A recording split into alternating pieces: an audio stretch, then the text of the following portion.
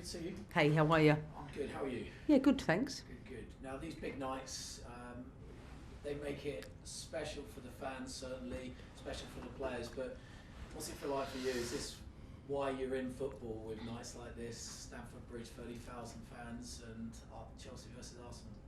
Well, I think first of all, I know that having been here for the length of time I have, we all know the importance of the rivalry with our neighbours.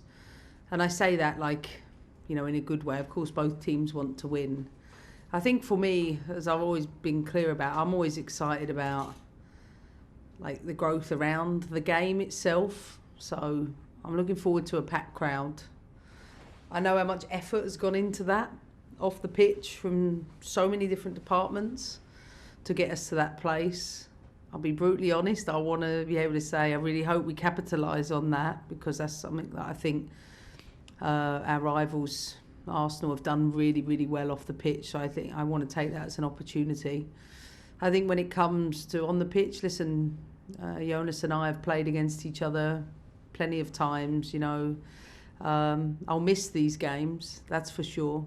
I enjoy them. I always enjoy my time with Jonas anyway. I mean, not during the game, of course, we're rivals, but yeah, I'm looking forward to the game, to be honest.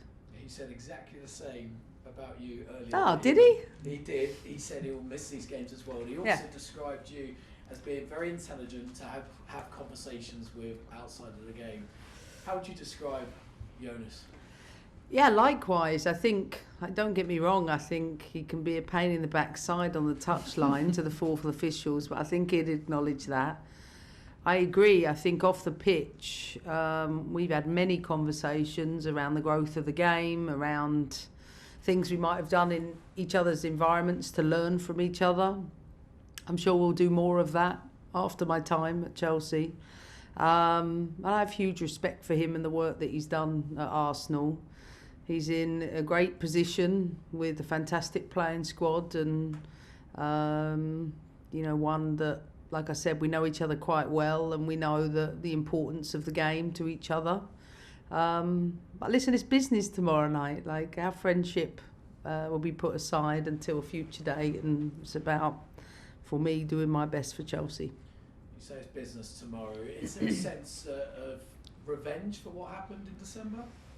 Oh, I think, I talk about this a lot in the environment here, is first of all of our focus is on tomorrow, and it has been ever since the weekend. But I can accept losing. I absolutely can accept losing.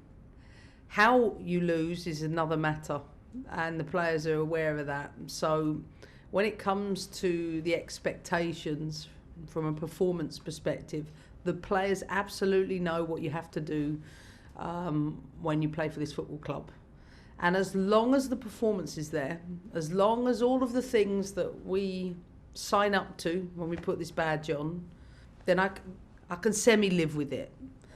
So that's the message from my end, is I expect a Chelsea performance, a Chelsea standard. I cannot control the opponent, but I absolutely will do everything to influence my own players. Do you feel like the last fixture wasn't a Chelsea performance at all? Because I remember you coming out after the game saying you felt your side was bullied in that contest. We were bullied. We were second best to almost everything. We deserved to be on the losing end that day by the scoreline that day. And as I said, I will accept losing. I will not accept a performance less than a Chelsea standard, no matter who plays for us tomorrow night. You said on the weekend that 3 games in 7 days was taking its toll on the players. How have the players reacted this week? A bit more time in between the weekend's game and this one. I mean, listen, put it in context, I think someone said to me earlier, we have 8 games this month. A team like West Ham have 4. If you were to work out over the last 4 years the number of games Chelsea has played compared to everyone else, you could probably see why it's played a part in some of the injuries we've had. We have just been back to back for 4 seasons running, I think, plus for the international tournaments. However, when you get a single game week like you have this week, you get a couple more days recovery, which we've had. So we are fresher going into the game, which I hope count. But I know it's a slog. Any injury concerns, fresh ones, coming into Friday? Yes, I mean, I always get slaughtered for not naming almost every player here, but, you know, the long-term absentees are already clear. We'll have no Myra Ramirez, no Nat Bjorn, maybe no Fran Kirby. Lauren James has been sick. So, let me think. Mara Mielda, no Amberger.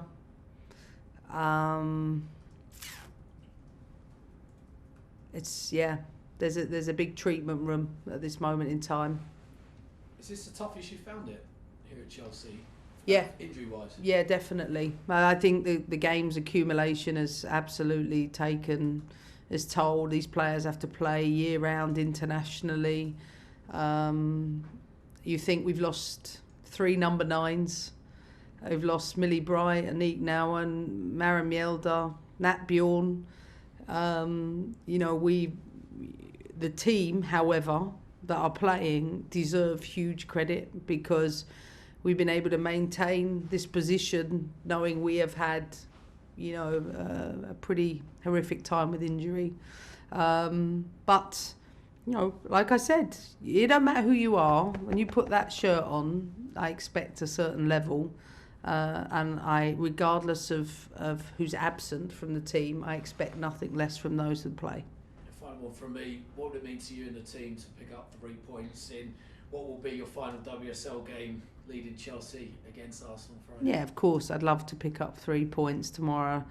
I'm not focusing on that. I'm focusing on the performance, and I want to make sure that I do everything I can to make sure that we show up tomorrow night. Thanks, Ellen. Thanks. Who's next? Yeah. Hi Emma, hope you're well. Hey. There's been a lot of talk, as you've just spoken about how busy your March schedule is Yeah.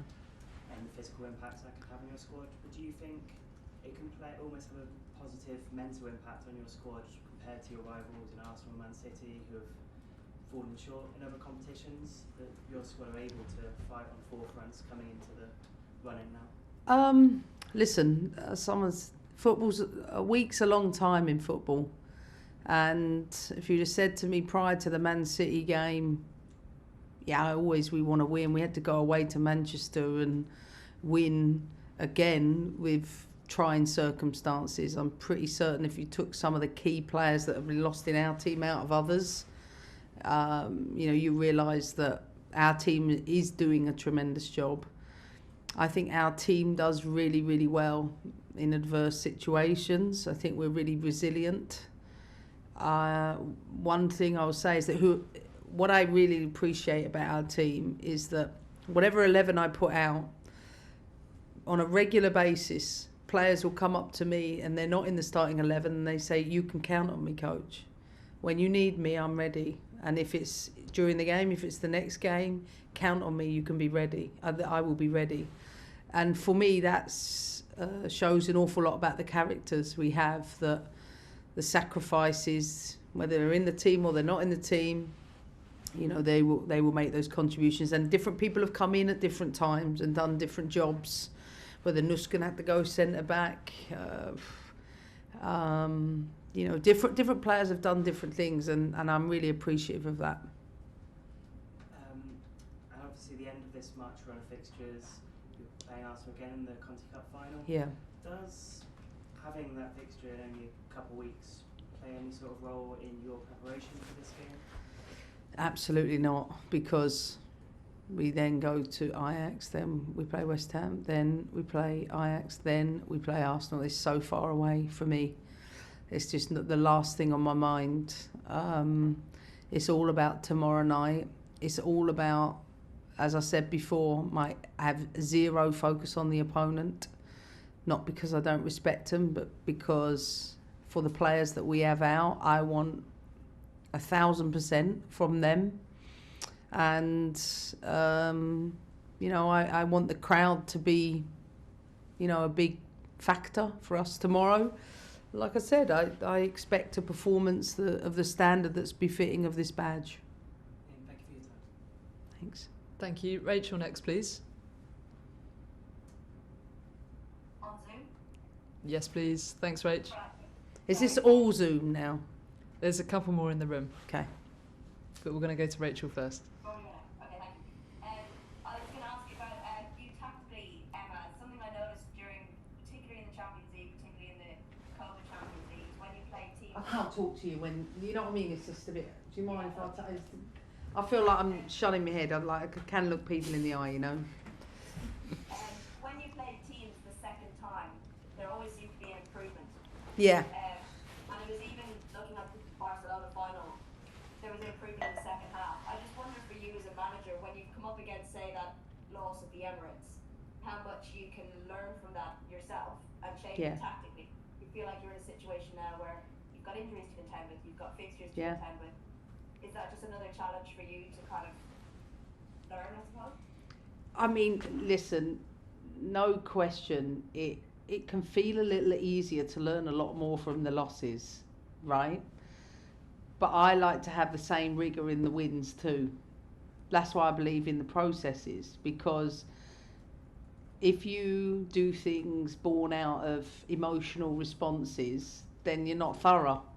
So, no question, could I tell in the first few minutes at Arsenal it was going to be a long day? 1000%.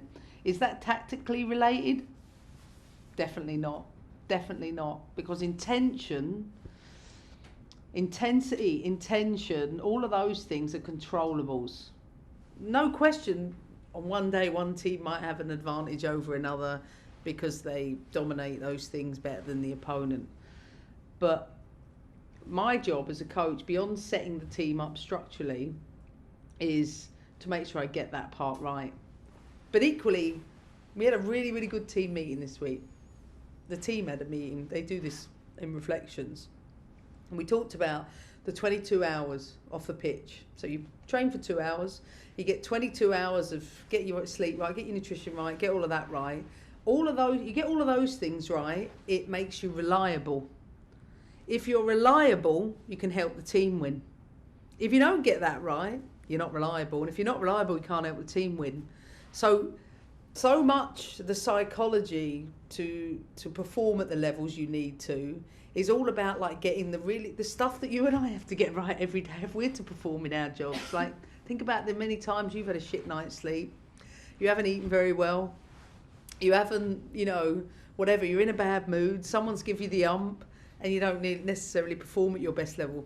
With our job, you can't off days because your physical performance is being watched by us all, but it also can be dominated against. So the I can't say the trick. The thing about this profession is trying to get athletes to realise you've got to do that every day and again and again and again. So this is why for me, do I expect my team to show up here tomorrow? They better. If not, they have themselves to answer to the following day, because that's the standards they live up to. My job is just to poke the bear a little bit. And when you've got so many big games back to back and you're under the cosh, Yeah. Because sometimes that's what drives a team. They overperform when they're feeling under the cosh. But when you've got so many games, how do you get them to do that? Another 3 days, do it again. Another 3 days to pull on that kind of almost like an underdog type mentality. It's a bit like the bear, right? We don't have 1 second to waste. So you don't have time. Sometimes when you've got big times in between, they can be worse. When you don't have a lot of time, you have to accept that. You better recover fast and go again. 1, 2, you don't have time to dwell whether it was good or it's bad. You've got to park it and you move on from it. And 3, understanding the business end of the season. No team understands that better than Chelsea. We know what it's like to be in this position. So we can, and we have a no excuses culture. I'm not going to sit here and say, we don't have, this player. No, that's a fact, we don't have these players. I won't make an excuse for it. It's up to somebody else to do that. And I think that's really what our culture has been about for the time I've been here. But I also think the team enjoy for whatever reason, my team seem to really enjoy adversity. Great, thank you. That's enough. Thanks, Rachel. Can we come to Charlotte next, please? Hi Emma, hope you're well. Hi Charlotte, how are you? I'm good, thanks. Good. A big story of the past week was player-coach relationships. We've been asking WSL managers this morning, Jonas, Edeval, Carla Ward, Lauren Smith, they've all spoken on it. I wanted to ask your view on it as well, and get your personal stance. Well, I know this is a conversation I might have had in the past. I think one of the important things to talk about is the women's game is shifting from an amateur game into a professional game. And with that, I think the reality is that in almost all areas of our game, we have to make sure that there is a minimum standard in place, whether that's, I think we have to have safeguarding, make sure that it's, accessible for each and every club to protect players. I think the challenges of coming from an amateur game to a pro game means that, the women's sport has largely been social, and I think player-coach relationships, they're inappropriate. Player-to-player relationships are inappropriate. I think that, but we have to look at it in the context of where the game has come from and say, look, we're in a professional era now where the expectations in place for players and coaches is such that all of our focus and attention has got to be on having the top standards. And that's why I've always been an advocate of making sure clubs have minimum standards, whether it's code of conduct, whether it's player safeguarding, whether it's player welfare. And I don't think it's just in and around player-coach relationships. I refer to that around all things, with where our pro game is going. And I do still think we've got a lot of work to do with that. And I hope that, as I mentioned last week, particularly with the Carney review, that we apportion even more minimum standards to put in places in clubs. Because I still feel if you were to go across not just WSL 1 but WSL 2, there's such an extreme from a club like Chelsea, might have 25 people on staff, or Arsenal, and then you go all the way down to the bottom of WSL 2. I think we need to make sure we put in robust staffing teams in and around the players to make sure that we give them safe, secure, safeguarded environments. I think that's absolutely essential. You spoke about the standards there. Is mention of a player-coach relationship written in Chelsea's code of conduct? I can't tell you what's the in and out of my own contract, but I know we talk about it as players and staff. The importance of creating a safe environment for our players is absolutely essential. And I think that, for me, this, as I've said before, I think it's inappropriate. Yeah, and should it be part of a wider, WSL and Championship code of conduct, do you think? Yeah, I think so. I think, but I always bring up, for me, the historical context of where the women's games come from, because I think it is important to talk from that perspective. I think women's football, as we know, has been a very amateur game for a long period of time. So, and I say this around player-to-player relationships as well, there's challenges that I think are that we're moving to a point where we should be moving past those places. And if I think about things like racism, or I think about homophobia or banter or things like that have become situations where everybody has had to almost be educated up, whether that's by HR teams or and I know we do a lot of that at Chelsea. I think it's important for people to be educated around why things are inappropriate and why we have to create safe spaces for our players. However, I think there's a bigger conversation to be had about it, but I don't think we can have the conversation without, one, the historical context, and two, what do we want to create or continue to create for safe spaces in our football environments. Thanks, Emma. Welcome. Thanks, Charlotte. Susie next, please, and then Kit. Hey, Emma, hope you're good. Just following on from that, I was wondering if you thought that the governing bodies need to do more to provide reporting mechanisms for players and staff when things like this arise, because that seems to be like an overwhelming theme across the board, because it's really difficult for players to take these kind of things up internally and externally. Yeah, I absolutely. I think it's probably, if I think about the 12 years I've sat down with all of you guys at different points, we're always talking about like what's the next steps to help professionalise our game. I think reporting mechanisms on a number of fronts should already be in place anyway, which they probably are in top clubs. Like you'll have situations where, I don't know, if there is a HR issue with whatever issue it might be, whether it's racism, homophobia, challenges of dealing with different situations. I think beyond what are happening in each and every club, maybe that is something that needs to be looked at. But I always think you have to get it right in your own homes first.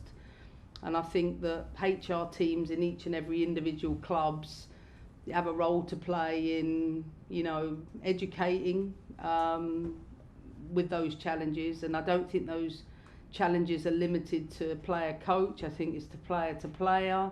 I think it's around all the other subjects I've probably spoken about millions of times.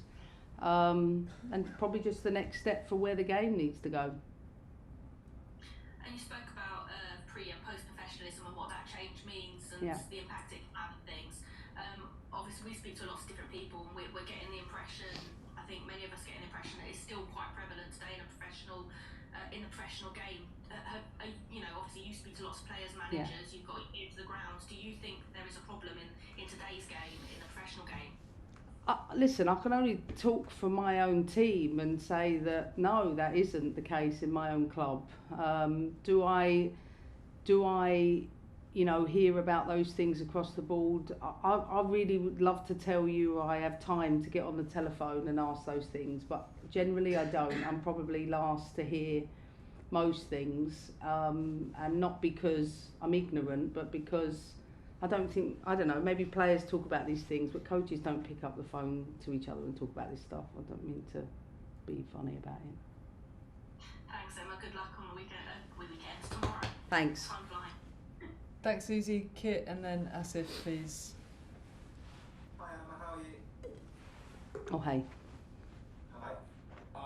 Can I just go back to what you're talking about with player-to-player relationships? Because obviously we've focused a lot about player-to-coach relationships this week, and the big theme of that is there is a senior figure out of the two in the relationship, whereas with player-to-player relationships, they should be kind of level on the hierarchy, so to speak. So, what was it specifically that you essentially don't like about player-to-player relationships? Oh, I think it's about just challenges it poses. One player's in the team, one's not in the team.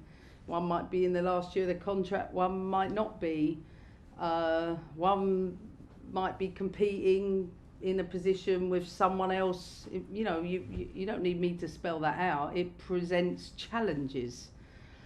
I think we all know, those of us that have been in the women's game for a long period of time, those things, have been happening in dressing rooms. I think longer term, it would be ideal, in an ideal world where you don't have to deal with that. It's quite challenging for coaching teams to have to deal with it. And while you talk about it from a hierarchical perspective, it doesn't mean it doesn't present challenges.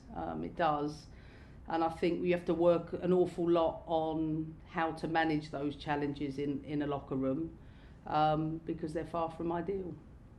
Yeah, and that is another difference from player to player-to-player-to-coach relationships is that there are many player-to-player relationships that are public and that we all know about.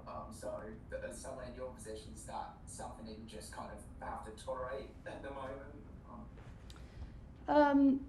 No, I mean, it's, you know, listen, we're dealing with human beings, like, and every office place has different challenges to deal with. That's one of the challenges I have to deal with in my job, but it's, you know, it's the same as, you know, same things you have to deal with at work, I guess. It's just I have to manage it.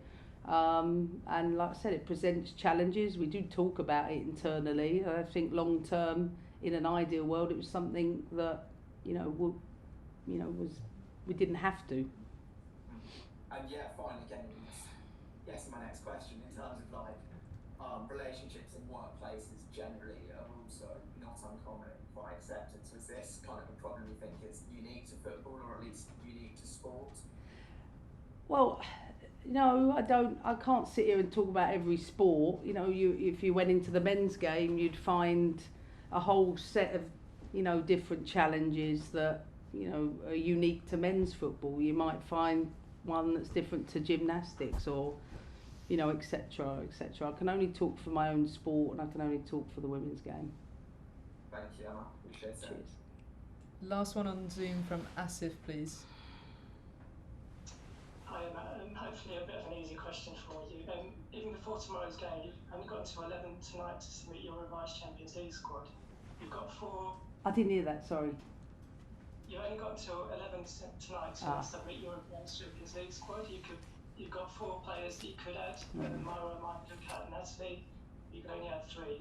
Have you made your decision? Could you explain your thinking behind it?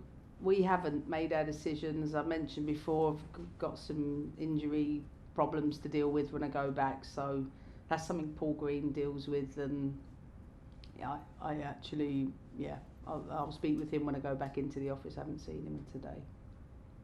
Okay, thanks so much. See you tomorrow. Thanks. Connor? Hi, Emma. You spoke about the amount of games that Chelsea played in the last few years, and the majority, if not all, your players are internationals. There's no major tournament this year for a change, but there is a lot of fixtures. Yeah. Is that something the club are looking to manage, and are you worried about the sort of danger of burnout? I'm absolutely worried about the danger of burnout. Like, I hear it every day. I hear it every day from the players. I hear the challenges for them, you know, particularly, you know, if you think about those players that didn't make an Olympics, they thought this might be an off season for them, and they know that they can't take an off season because, let's say for example, without knowing the exact dates of qualifiers in July and then one in June, when are they supposed to take their rest? Because if they have to keep playing up until June, then they have qualifiers in July, but you can't just take a month off. So they're having to play through there. Then pre-seasons would have already started. Like, nobody is thinking about the players. Nobody is thinking about them. And you've seen the impact. Okay, it might be this year my team has to deal with, you know, significantly more injuries. It was Arsenal last year. I think the toll it's taking on the players is just... I think it's at breaking point. So the July internationals between the 8th and 16th of July, but reports suggesting that the English FA intend to call up their players on the 19th of June, so about 3 weeks before. Is that something the club might look to push back with or negotiate on? I won't be here. So I can't answer that. I genuinely can't answer that. I think that would be the new manager and the club's decision for them. But like, I really do think we have to work with the national teams, like, on these things. This is not, if you talk about, again, another player welfare issue, they can't be going into Nations League or whatever it is cold. Like, for me, that's a bigger injury risk, and one where I think, yeah, I worry for the players, I really do. And on a similar tone with injuries, it's been really nice to see Catarina Macario come back in recent weeks, not just to get her goals, but just to be back, and the reaction was quite telling of the other players.